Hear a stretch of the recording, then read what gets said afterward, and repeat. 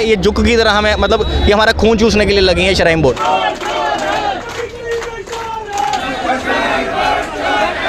इसलिए हम लड़ेंगे, अपने शहर के लिए लड़ेंगे और अपने रोजगार के लिए लड़ेंगे।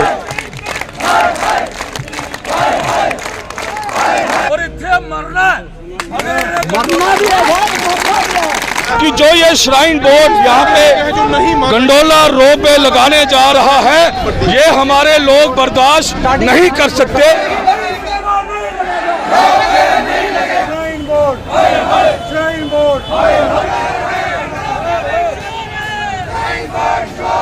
आज नहीं, अगर आप साथ हुए तो कल ये हमें पूरा ख़त्म कर देंगी और तबाह कर देंगी। अगर रोपवे लगने की बात है वो एक डिसीजन बोर्ड का हो चुका है, लेकिन कैसे लगना है, क्या अलाइनमेंट होनी चाहिए, मोडालिटीज़ क्या हों, टिकटिंग कहाँ से होनी चाहिए, वो सारी चीज़ों पर स्थानीय लोगों से बात होनी है, जिसके लिए बोर्ड की जो एक कमेटी गठित हुई है, जिसकी एक बैठक हुई है और एक और बैठक जनवरी में हम कन्वीन करेंगे। ये कैंसर है हम लोगों के लिए, ये तो हम लोगों को ख़त्म करना चाहते हैं। इनकी यही पॉलिसी है श्राइन बोर्ड की।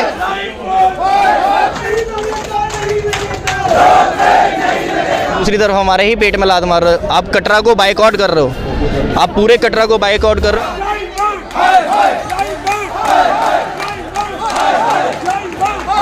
ताराकोट में रोपवे लगने और एक्सप्रेस वे को ताराकोट तक ले जाने के विरोध में आज कटरा शहर और पुराना द्रूड़ बंद रहा। इस दौरान श्राइन बोर्ड के खिलाफ लोग सड़कों पर उतरे, रैली निकाली गई, श्राइन बोर्ड के खिलाफ जमकर नारेबाजी की गई, गली गली में शोर है श्राइन बोर्ड चोर है के नारे लगाए गए।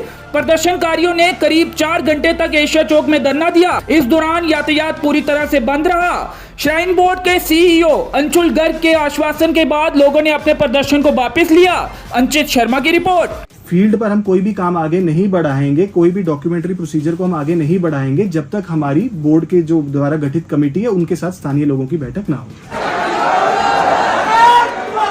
प्रोटेस्ट किस तरीके करने होता है, मेरे माननीय भूपिंदर सिंह हो रही, रवि नाग हो रही, राजा स्त्रोत्र हो रही, शशि गुप्ता हो रही, रोहित वे हो रही।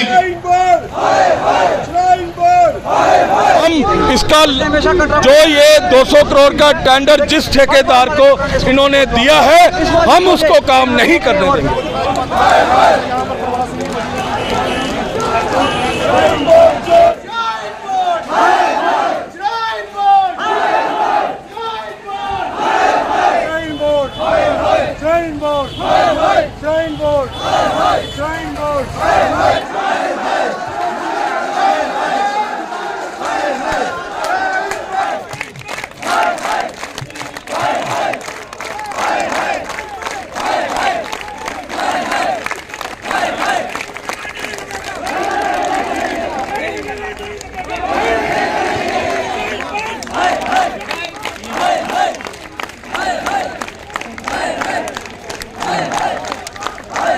आज का हमारा जो ये प्रोटेस्ट है, आंदोलन है, ये श्राइन बोर्ड ने जो रोपवे गंडोला यहाँ पे लगाने जा रहा है ताराकोट से शांति शत, जिसका टेंडर किया है 200 करोड़ का, उसके खिलाफ रोष है। लोग चाहते हैं कि ये चीज़ नहीं लगे, इसके कारण से हमारे रोजगार चले जाएंगे। और मैं आपके चैनल के माध्यम से कहना चाहता हूँ एलजी साहब को कि जो ये श्राइन बोर्ड यहाँ पे गंडोला रोपवे लगाने जा रहा है, ये हमारे लोग बर्दाश्त नहीं कर सकते। और हम इसका जो ये 200 करोड़ का टेंडर जिस ठेकेदार को इन्होंने दिया है, हम उसको काम नहीं करने देंगे। बाजार का नागरिक हूँ, एक यंग यूथ हूँ। मैं अपने हिसाब से ये चीज़ बोलना चाहता हूँ। आप बोलते हो कि आपकी पार्टियाँ, जितनी भी पार्टियाँ, आप बोलते हो कि काम करो, पढ़ो, खेलो, कूदो। आप हमारे पेट में लात मार रहे हो। पेट में लात मार के आप क्या चाहोगे कि हम क्या करें? नशों की आप एक तरफ बोलते हो कि नशे से दूर भागो, और आप दूसरी तरफ हमारे ही पेट में लात मार रहे हो। आप कटरा को बाइकआउट कर रहे हो, आप पूरे कटरा को बाइकआउट कर रहे हो। आज ये जो है ये जुक की तरह हमें मतलब ये हमारा खून चूसने के लिए लगी है श्राइन बोर्ड। आज मतलब पूरा हमें अधमरा करके मरने के तौर में छोड़ देंगी। आज अगर हम इकट्ठे नहीं हुए, कोई भी जो भी घर बैठ के भी ये चीज़ सुन रहा है कि आज आपको इकट्ठा होना पड़ेगा, आज नहीं, अगर आप साथ हुए तो कल ये हमें पूरा ख़त्म ख़त्म कर देंगी और तबाह कर देंगी। ये हाथ जोड़ के विनती है आपसे, आप साथ रहें, साथ खड़े हुए। ये जो प्रोटेस्ट किया जा रहा है ये तो ऐसे हम एक हमारा 6 लेन है जो ताराकोट पे जा रहा है, जो कि मतलब दिल्ली अमृतसर कटरा था, इन्होंने चेंज करके वो ताराकोट पे कर दिया। और ये हमारा प्रोटेस्ट जो इससे भी बड़ी बीमारी है, जो इस वक्त मैं इसको कैंसर की बीमारी बोल सकता हूँ, जो ताराकोट मार्ग है जहाँ पर गंडोला लगने जा रहा है, ये कैंसर है हम लोगों के लिए। ये तो हम लोगों को ख़त्म करना चाहते हैं। इनकी यही पॉलिसी है श्राइन बोर्ड की कि हम लोगों को ख़त्म किया जाए। और कैसे किया जाए, हम सब यही चाहते हैं कि हम नहीं लगने देंगे। हम तभी यहाँ खड़े हुए हैं और अगर हमारा नहीं सुना गया इससे भी हम और जो आज हमारा पीसफुल प्रोटेस्ट है, मैं आपके माध्यम से बताना चाहता हूँ, अगर ऐसा नहीं होगा तो आगे यूथ पूरा आगे आएगा, साथ में जितने भी लोग हैं हम सब लोगों को लेके चलेंगे और ज़ोरदार प्रोटेस्ट करेंगे। और हम ये गंडोला नहीं लगने देंगे क्योंकि ये हमारे रोजी रोटी है, जो हमारे आने वाली पीढ़ी है ये उनके लिए भी है। वो अगर हम जो इन्होंने हमें अगर ऐसे दिया हम उनको ऐसा देंगे, वो बोलेंगे आपने क्या किया। इसलिए हम लड़ेंगे, अपने शहर के लिए लड़ेंगे और अपने रोजगार के लिए लड़ेंगे। बाद दोबारा भी तैयार हो जाके और इत्थे टैंक लाना, इत्थे आके बोना और इत्थे मरना भी है। सारे उठना और अपने अपने कम में जाना, रोटी शूटी खानी, थोड़ा बड़ा बड़ा छुट्टियां, थोड़ा बड़ा बड़ा स्टेक होल्डर्स के साथ राजनीतिक दल जो भी हैं वो आज 4 मुद्दों को लेकर आपसे मुलाकात की है। किस तरह का आश्वासन रहेगा इनके मिलने के बाद, क्या उम्मीद लेकर ये बाहर जाएंगे सर? देखिए कि जैसा पहले भी कहा गया था, ऑनरेबल चेयरमैन साहब ने बार बार इस चीज़ का जिक्र किया है कि यात्रियों की सुविधाओं को देखते हुए और कोर्ट की डायरेक्शंस को देखते हुए बोर्ड ने एक फ़ैसला किया है रोपवे लगाने का, कटरा से सांझी छत जिसकी अलाइनमेंट थी। और उसके अंदर स्थानीय लोगों के काफ़ी कंसर्न्स थे उसको लेकर के, चाहे वो लाइवलीहुड्स का इशू हो, चाहे उसकी अलाइनमेंट का इशू हो, जिसके ऊपर बोर्ड द्वारा एक कमेटी गठित की गई थी जिसके साथ जिनकी स्थानीय लोगों के साथ एक बैठक भी हुई थी और इन मुद्दों पर चर्चा हुई थी। और अब जो लोगों का कंसर्न ये है कि आगे इस काम को कैसे बढ़ाया जाए, उससे पहले इनके कंसर्न्स जो हैं वो एड्रेस नहीं हुए हैं और ये चाहते हैं कि एक बार और हमारी बोर्ड कमेटी के साथ बैठक हो और इनके पूरे कंसर्न्स एड्रेस किए जाएं और उसके बाद ही किसी कार्य को आगे बढ़ाया जाए।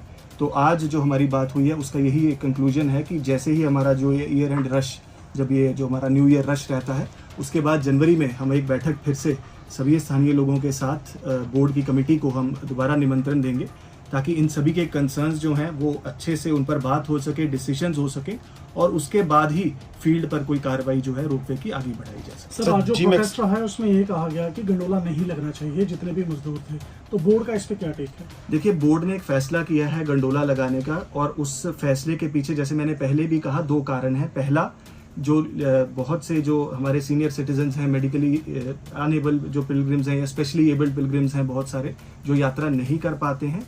दूसरा, उनकी सुविधा के लिए, और जो क्योंकि हेलीकॉप्टर की कैपेसिटी हमारी लिमिटेड है और हम सभियों को वो सहूलत नहीं दे पा रहे हैं, तो वो एक कारण है जो जिसकी वजह से बोर्ड ने ये फैसला किया।